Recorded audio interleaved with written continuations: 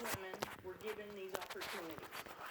While I could have done without some of the long nights sleeping on the floor of my station, I was proud of the work we did there, including the successful capture of 2 major terrorists in the wake of the Africa Embassy bombings, a counter-proliferation operation that went our way, and the dismantlement of a local terrorist cell. Altogether, I have served 7 tours in the field, 4 as chief of station, including hardship assignments in distant posts, and more recently in the capital of a major U.S. ally. By any standard, my life at the agency, and it has been my life, has exceeded all of my expectations, from that January day when I first took the oath to today. There were few senior women leading at CIA in those days, and we are stronger now as an organization because that picture is changing.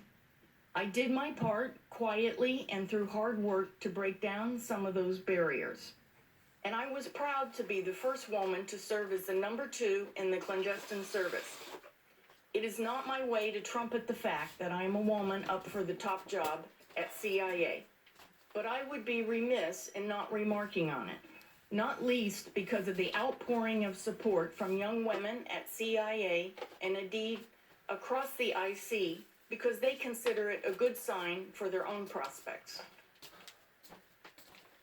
My experience and success as an operations officer led to 3 leadership positions in the clandestine service. And 1 year ago, I was asked to serve as deputy director of CIA. The reaction of the workforce to a rare nomination of one of their own to be director, someone who has been in the trenches with them, has been overwhelming. I am humbled by their confidence that I can successfully lead this agency and inspired to work harder than ever to maintain that trust. They know that I don't need time to learn the business of how CIA works. I know CIA like the back of my hand. I know them, I know the threats we face, and I know what we need to be successful in our mission. I have played a leading role this past year in setting us on the right path, and I intend on continuing on that path if I am confirmed as director. Our strategy starts with strengthening our core business, collecting intelligence that helps policymakers protect our country and advance American interests across the globe. It includes raising our investment against the most difficult intelligence gaps, putting more officers in the foreign field where our adversaries are, and emphasizing foreign language excellence. And finally, it involves investing in our partnerships, both within the U.S. government and around the globe. We must do everything we can to follow through on these investments and to make CIA as effective as it can possibly be, because the American people deserve no less than CIA's best effort. This is especially true when it comes to confronting threats from North Korea, Iran, Russia, and China. Today, CIA officers are deployed across the globe, sometimes at significant personal risk, collecting critical human and technical intelligence. I have spent my entire career driving operations, and if confirmed, I will be able to leverage that experience beginning on day 1.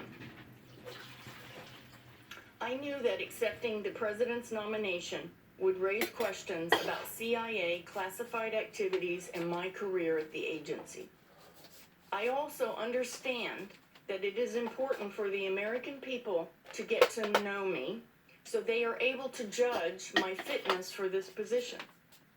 So over the last few weeks, we have leaned forward to make more information about my record public.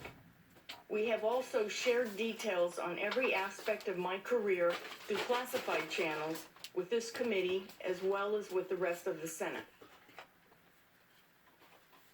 I think it is important to recall the context of those challenging times immediately following 9/11. For me, I had just returned to Washington from an overseas posting, and I reported for duty on the morning of 9/11. I knew in my gut when I saw the video of the first plane hitting the tower in Manhattan that it was bin Laden. I got up and I walked over to the Counterterrorism Center as the CIA compound was evacuated, and I volunteered to help. I didn't leave for 3 years. We worked 7 days a week, and I even had friends who postponed weddings and having babies. The men and women of CIA were driven and charged with preventing another attack. The first boots on the ground in Afghanistan were my colleagues. The first casualty in Afghanistan was a CIA officer and colleague. And it was CIA who identified and captured the mastermind of 9/11 in a brilliant operation. I am proud of our work during that time. The hard lessons we learned from that experience inform my leadership of CIA today. In light of my counterterrorism experience, I understand that what many people want to know about are my views on CIA's former detention and interrogation program. I have views on this issue, and I want to be clear. Having served in that tumultuous time, I can offer you my personal commitment, clearly and without reservation, that under my leadership, on my watch, CIA will not restart a detention and interrogation program. CIA has learned some tough lessons from that experience. We were asked to tackle a mission that fell outside our expertise. For me, there is no better example of implementing lessons learned than what the agency took away from that program. In retrospect, it is clear, as the Sissy Majority Report concluded, that CIA was not prepared to conduct a detention and interrogation program. Today, the U.S. government has a clear legal and policy framework that governs detentions and interrogations. Specifically, the law provides that no individual in U.S. custody may be subjected to any interrogation technique or approach that is not authorized by and listed in the Army Field Manual. I fully support the detainee treatment required by law, and just as importantly, I will keep CIA focused on our collection and analysis missions that can best leverage the expertise we have at the agency. Like I said, we learned important lessons following 9/11. As both a career intelligence officer and as an American citizen, I am a strong believer in the importance of oversight. Simply put, experience has taught us that CIA cannot be effective without the people's trust, and we cannot hope to earn that trust without the accountability that comes with congressional oversight. If we cannot share aspects of our secret work with the public, we should do so with their elected representatives. For CIA, oversight is a vital link to the open society we defend. It's a defining feature of the U.S. intelligence community, and one of the many things that distinguishes us from the hostile services we face in the field. If confirmed as director, I will uphold the agency's obligations to Congress and ensure that oversight works on behalf of the American people. Mr. Chairman, I want to thank you and the committee for the hard work that is put into the oversight process and for the vital support that this committee provides the officers at CIA. CIA has given me a lot over the past 3 decades. A calling in service to my country, some real-life adventures, and the profound satisfaction of serving with some of the most talented and honorable men and women in our government. If confirmed, I hope to repay the debt I owe to this remarkable agency by drawing on my experience. I know what my fellow officers need from me, and I know what our nation needs from CIA, and that is truth, integrity, and courage. Again, thank you for allowing me the opportunity to appear before you today, and I look forward to your questions. Ms. Haspel, thank you for that testimony. Let me inform members that we will have a 5-minute round of questions. We'll recognize members based upon seniorities. I would ask all members to adhere to the 5-minute time frame. And I would remind members that we are in an open session. Therefore, classified questions and/or answers would not be appropriate for this period. When we've completed the open session, we will immediately move to a closed session where every question will be answered. I am certain the chair recognizes himself for up to 5 minutes. Ms. Haspel, let's just dig right into it.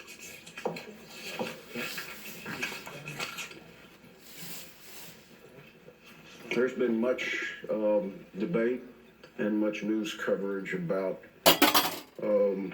Jose Rodriguez, the former director of the National Clandestine Service, and his decision to direct the destruction of the detainee interrogation videotape. Can you describe for members your role in those events? Senator, yes, I can. In 2005, I believe it was fall of 2005, I was Chief of Staff to the Deputy Director for Operations, that is head of the Clandestine Service. The tape issue had lingered at CIA for a period of about 3 years. I believe the tapes were made in 2002, and over time there was a great deal of concern about the security risk posed to CIA officers who were depicted on the tapes. Those security issues centered on the threat from Al-Qaeda should those tapes be irresponsibly leaked. Mr. Rodriguez, who was the DDO at the time, the Deputy Director for Operations, has been very upfront and has made it clear on a number of occasions publicly that he and he alone made the decision to destroy the tapes. I would also make it clear that I did not appear on the tapes as has been mischaracterized in the press. However, as Chief of Staff, and I believe like everyone at the agency at that time, we were extremely concerned about the security risk that was posed to our officers. We were aiming to do two things. To adhere to U.S. law, but at the same time reach a resolution that would protect our officers. There were numerous legal consultations over a period of years at the agency. Our lawyers were very consistent in saying to us that there was no legal requirement to retain the tapes, no legal impediment to disposing of the tapes. I'm not a lawyer, but I believe the basis for that judgment was the fact that there was a complete and written, detailed record of the interrogations. And at CIA, the official record is the cable record. We use that for all of our operations. There were 2 reviews done of the tapes to compare them to the written record. One of those was undertaken by the Office of General Counsel. The second was undertaken by the Office of the Inspector General. In both cases, they found that the written record was detailed, accurate, and complete. So the consistent legal advice, it never changed, was that there was no legal requirement to retain the tapes. But there were some policy objections to disposing of the tapes. So our job in the Office of the Deputy Director for Operations was to arrange consultations with senior leaders at the agency. At the time the tapes were destroyed, Mr. Rodriguez asked me to prepare a cable because he was going to have another conversation with then director of the agency to talk about this issue again. I did so. A couple of days later, he released the order he believed on his own authority. He took the decision himself and he said it was based on his own authority. I asked him if he had had the consultation with the director at the time as planned, and he said he decided to take the decision on his own authority. There were 3 investigations, 3 looks at the tapes, inquiries that I know about. One was undertaken by HIPSI, the House Oversight Committee. I never saw a report on that, but the chairman at the time said that he found no fault with my actions. There was a Department of Justice investigation that was closed without charges after I think more than 2 years. And then there was an internal investigation of the issue conducted by one of my predecessors, Mr. Morrell, who found no fault with my actions and that my decisions were consistent with my obligations as an agency officer. Thank you for that answer. Recognizing my 5 minutes is now up, I recognize the Vice Chairman. Thank you, Mr. Chairman. I'm going to follow up on the question around the tapes, Ms. Haspel. November 4th of 2005, Senator Levin introduced legislation to create a commission, model on the 9/11 Commission, to look into the agency's treatment of detainees. 3 days later, you drafted the cable. 4 days later, the tapes were destroyed. Were you aware of Senator Levin's actions? And the timing seems very close to acting on behalf of potential congressional action. And in Mr. Morrell's statements, there was comments that your superior, Mr. Rodriguez, was aware that 2 White House counsels, the Counsel of the Vice President, the DNI, and the DCIA, and the HPSI ranking member had all expressed opposition or reservations about the destruction of the tapes. So were you aware of those facts that Mr. Rodriguez was at least aware of, and were you aware of the actions of Senator Levin when you drafted your memo and then had the tapes subsequently destroyed? Senator Warner, what I recall were the security issues surrounding the tapes. I don't recall pending legislation. I just don't recall What that. about the issue of all of the councils, the Council of the Vice President, DNI, HPSI ranking member? The fact there was. Senator, I don't know if I was aware of all of those, but I knew there was disagreement about the issue of the tapes outside the agency, and that is why we were working toward a meeting with the then director to talk about those issues and how we address those concerns of people outside the agency. So I was working toward resolution within a process. But with that overhang, I know other members will raise this, the timing seems, I hope I can get some more clarity on the timing. I want to make sure I take my time, though. And I heard your statement about the fact that if you're confirmed, there will never be an interrogation program under your leadership, and you address the issue of the fact that it is against the law. Question I have, with the benefit of hindsight, do you believe the program, in terms of the interrogation program, was consistent with American values? Senator, as we sit here today, and with some distance between us and the events of 9/11, the Congress and indeed our nation have had an opportunity to have a debate about the interrogation standards we want to use as the United States of America. We have decided to hold ourselves to a stricter moral standard for DOD that is defined in the Army Field Manual. I support the United States holding itself to that stricter moral standard, and I support the Army Field Manual. But Ms. Aspel, that is answering on a legalistic. We're asking you to take on a position. I understand with RDI, you were downstream, not part of the policy making. But if you're entrusted with this responsibility, I need to at least get a sense of what your moral code says about those kind of actions, because there is the potential that this president could ask you to do something. He obviously believes in these procedures, but even if he asks you to do something that is not directly related to detention and interrogation, but if he asks you to do something that you believe is morally questionable, even if there is an OLC opinion that in effect gives you a get-out-of-jail-free card, what will you do in that action when you are the director of the CIA? Senator, my father's watching today. He served 33 years in the Air Force. My parents gave me a very strong moral compass. I support the higher moral standard that this country has decided to hold itself to. I would never, ever take CIA back to an interrogation program. First of all, CIA follows the law. We followed the law then. We follow the law today. I support the law.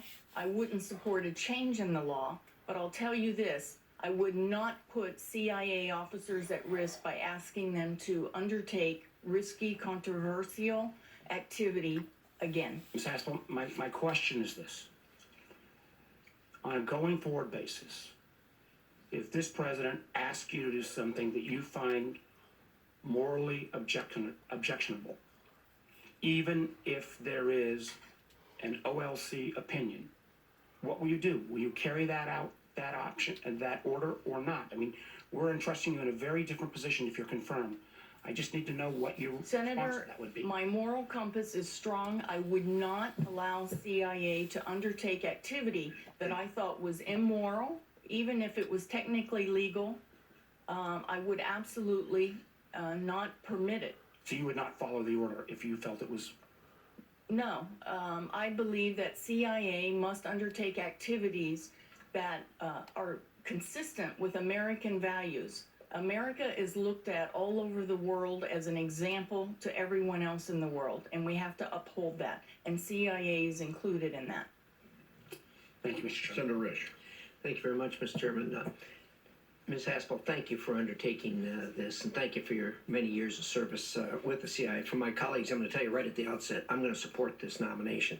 I don't take that lightly. I've had the opportunity to review all the materials that have been provided, but more importantly than that, I've known Ms. Haspel for the 10 years I've been on this committee and had the opportunity to work with her over those years, and even visit you out in the field when you were at the garden spots that I remember. Right. In any event, I have, for my colleagues, I can report to you that during this time, I have always found Ms. Haspel to be open, to be forthcoming, and to be truthful. And that is incredibly important as we exercise the things that we have to do as far as authorizing, as far as financing, and as far as oversight of what this really, really important work is that the CIA does. So for that, Ms. Haspel, you will be rewarded with my vote, and I feel very comfortable about that, and I sincerely appreciate your openness as we've met over the years, and I've had the opportunity to ask you about the things that I needed to know as I discharge my obligations. I'm also persuaded greatly by the former directors, both Republicans and Democrats, who are enthusiastically supporting your appointment to this. I think that is very important. I'm also persuaded by something that I think other members of this committee have probably run across, and that is we all from this committee deal regularly with our partners in intel from foreign countries. As you know, that's critically important to the job of the CIA and the other 16 intelligence agencies. Those relationships, those contacts, those dealings we have with those foreign agencies are very important. And I have to tell you that uniformly, people who I have discussed your taking on this job have been very enthusiastic about it, and they know you, they trust you, and the trust of this agency is so important when we deal with the Five Eyes or amongst the Five Eyes or with other intelligence partners. So thank you for that. Also, I deal with a lot of the employees at CIA. They are incredibly enthusiastic about your appointment to this. So thank you for that. For the American people who are watching this, I can tell you that everybody sitting on this side of the table regularly hear things that cause us to not sleep very well at night. As the head of this agency, I can tell you, I will sleep better at night knowing you're directing these efforts. So thank you for that. Thank you for undertaking what you are undertaking. I know that you have thought about this carefully. If the press reports are right, you've been up and down a little bit on this, but the American people will be very grateful for your service. Let me ask a question as we close here. You know, over the 10 years, I came here just as the investigation on the interrogation thing was starting, and I participated, other members of the committee here participated in that. And there was a real tension between not just the CIA, but the other intelligence agencies because of the way the oversight was being done by this committee. My impression is, and it's a clear impression, that the relationship between the agency, CIA, and the other intelligence agencies has evolved to a very different place than where it was when I first got here. Could you talk about that a little bit, please? Thank you for that question, Senator. I think it's a very important question. When Mike Pompeo and I took the reins at Langley about 15 months ago, we decided to concentrate on 4 initiatives. And one of those is partnerships. And it involves 2 areas. First, our partnerships with our other IC partners in the U.S. government, but even more broadly than that. There are many important partnerships for CIA, and as you say, those partnerships are critical because it's a complex world. There is no more important partnership than the one between CIA and DoD. I have had the absolute honor and privilege to sit at the table with Secretary Mattis and General Dunford these last 15 months, to work with the JSOC commander and the other combatant commanders. I don't think that very important relationship has ever been in a better place. Likewise, NSA is our sister agency. We're very close. And of course, our relationship with the Federal Bureau of Investigation is critical to the national security of this country. But you mentioned something else that's important, and it's a bit of an unheralded story, but the intelligence services of our closest allies do amazing things for the national security of this country each and every day. And I can't talk very much about it in this open session, but they do incredible things that advance our national security on the terrorism and proliferation fronts in particular. And we owe a great deal of gratitude to those allies. Thank you for that. Gentleman's time has expired. Senator Feinstein. Thank you very much, Mr. Chairman. Good morning, Ms. Haskell. Good morning, Senator Feinstein. While many nominees have classified backgrounds, you are very unique. You have 30 years of undercover experience. Accordingly, we ask the agency that your records be declassified. I think I signed 3 letters in that regard, to make an informed decision, and because the public should beware of the background of its leaders. Instead, the CIA selectively declassified only small pieces of information to bolster your nomination, while keeping damaging information under wraps. Giving the CIA's refusal to make your record public, I'm very limited in what I can say. And I think, as you know, I like you personally very much. This is probably the most difficult hearing in my more than 2 decades I have ever sat in. But let me begin.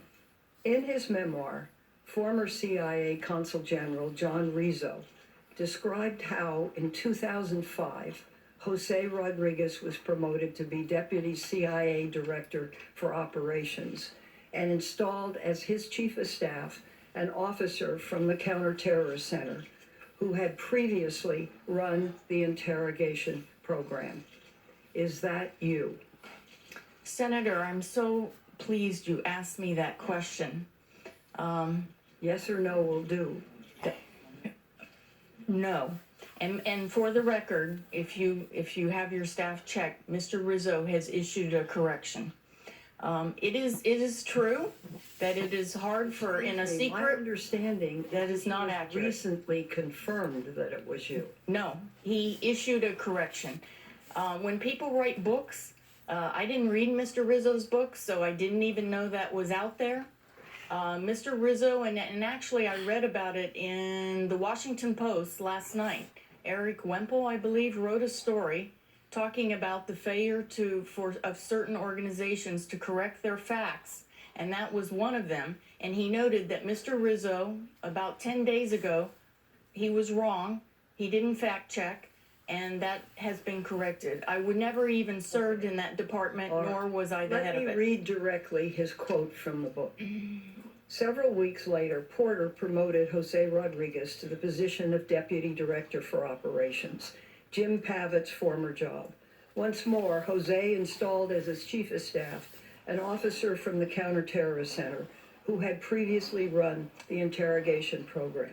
Between them, they were the staunchest advocates inside the building for destroying the tapes.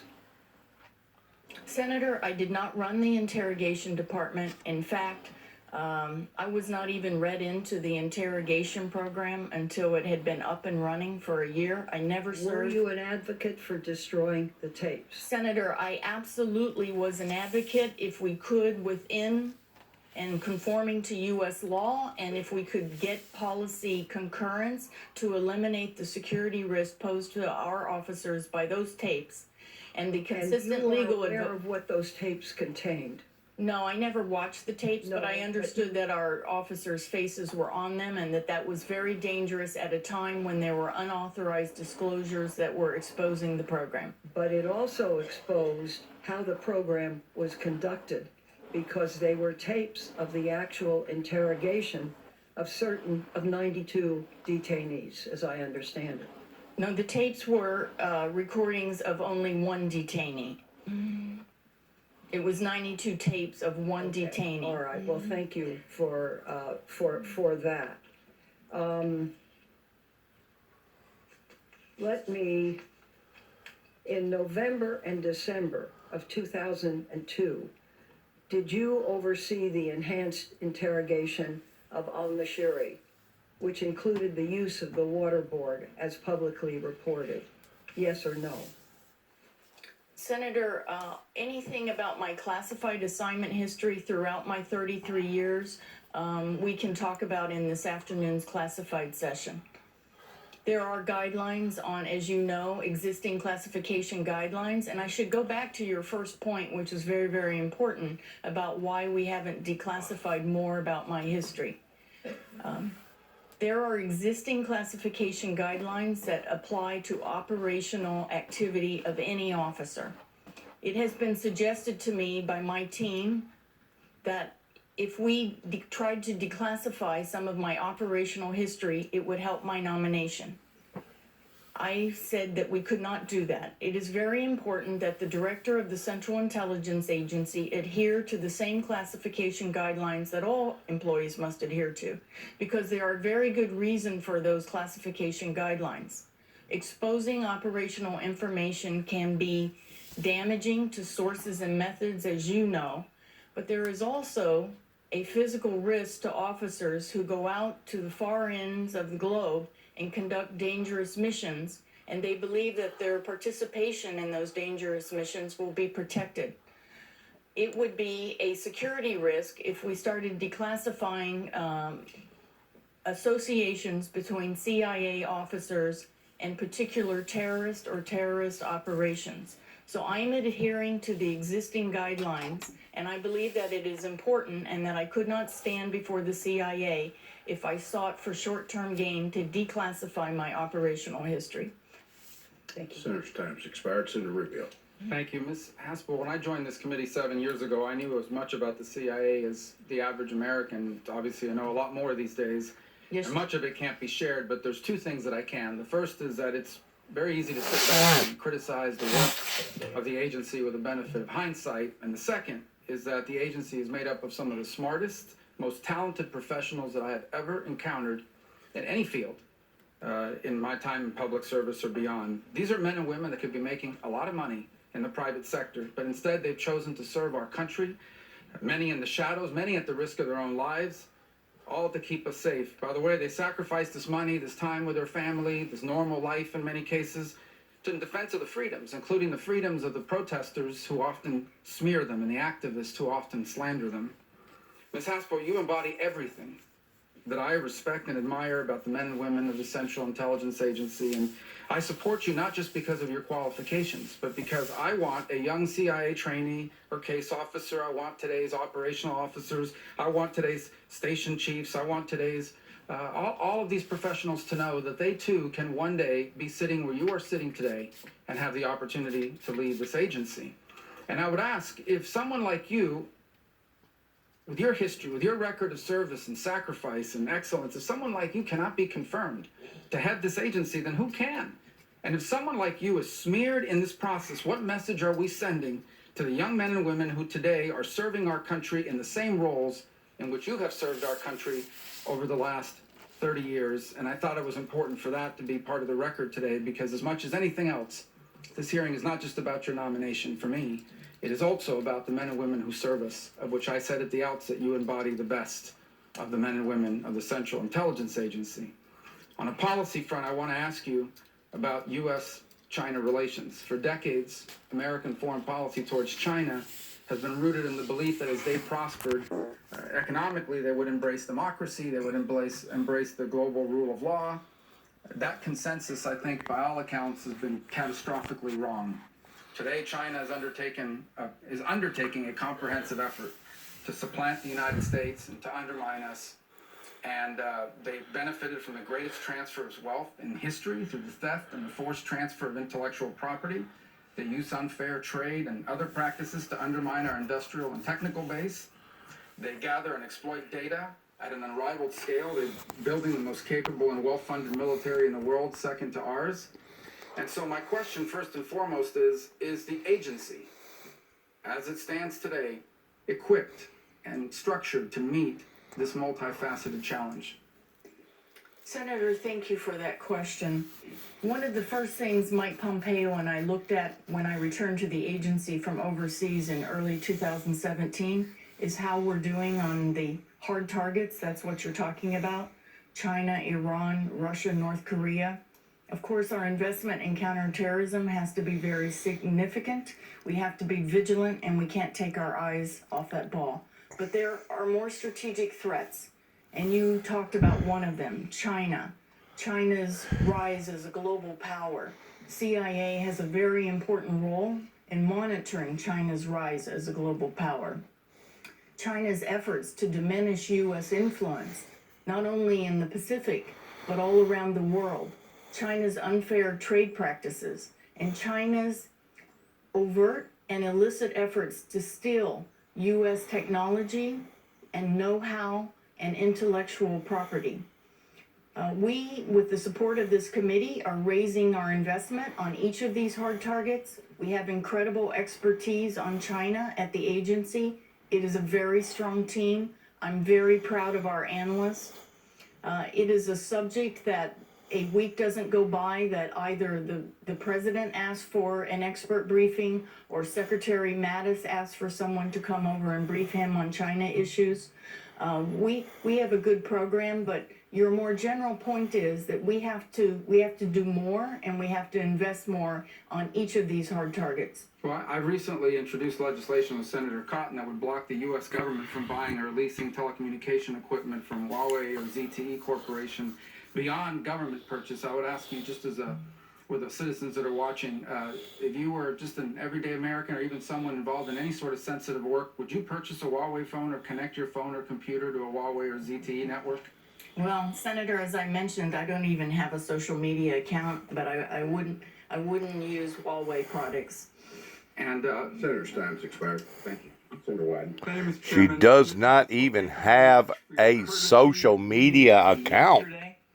Wow. I regret to have to say there is no greater indictment of this nomination process than the fact that you are deciding what the country gets to know about you and what it doesn't. And so far, the American people have only been given information that is designed to help you get confirmed. Everything. I'm going to let that go right there. The fact of the matter is, these people that have dedicated their lives, their family lives, their reputation is on the line. These people are some of the highest patriots in the United States government that are willing to give and sacrifice all, the ultimate sacrifice pertaining to their mission and pertaining to their high morals in what they practice and what they believe in. I'm going to leave it at there pertaining to Central Intelligence Organization out of Lingling, Virginia. Christ Incorporated Associates.